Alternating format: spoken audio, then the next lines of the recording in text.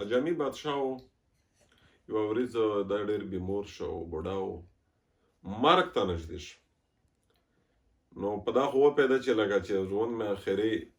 لمحات دي مطلب غرت وایي هغه غوندې نو دا وی چې یو په اطراف یې کښې یو فوجي جرنیل یې روغی ورته وی چې بادشاه صاحب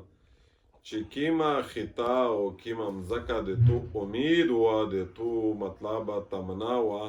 چې دا د فتح شي دا میش درته فتح کړله خلکو یې تو تابع شي مځکو تو زیر کنټرول شي دا ورته وویل چې زه ډېر افسوس کوم ته خو ماته خوشخبري سنووې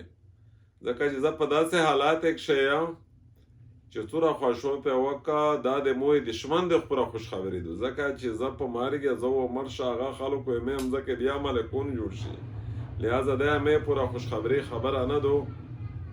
دې وجې نه یم زه په حالات ضعف کښې یم خو کاش چې د مو د زندګۍ دا تمنا پې راوای دا تمنا مې نه وه چې پلونکې مځکه دا فتح کړه تمنا مې دا پې راوای چې مو آخرت خوشحالی کړی وای مو زندګي بس تر دې پوره وه او چې څومره مو بدشایي وکړه په څومره خطي مې وکړه په څومره ټکوړي مې وکړه دا عارضي هوا دا بلاسود هوا دا د یمین هوا دا واه د دوکي وله لہذا اصل زندگی او اصل بدشایي د آخرت چې په آخرت شه متشا زندگی ملاو شي ای جرنیلا ای فوجي ای مصفوی متا د دنیا د بدشایي حقیقتي نقشي ویس پته ولګېدله چې زه قریب الموت یا او داسې دوکه یې وکړله چې زه د همیشه خوښۍ د همیشه کامیابۍ نه دغې ټمپریلي او عارضي دنیا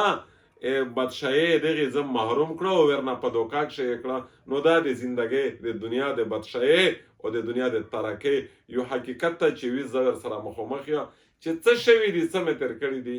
دا محدود دي او دا لیمیټډ دي نو دا ورکړه هسې دنیا زندگی تا تو ریزه پورا دو کامیابی دا همیشه نه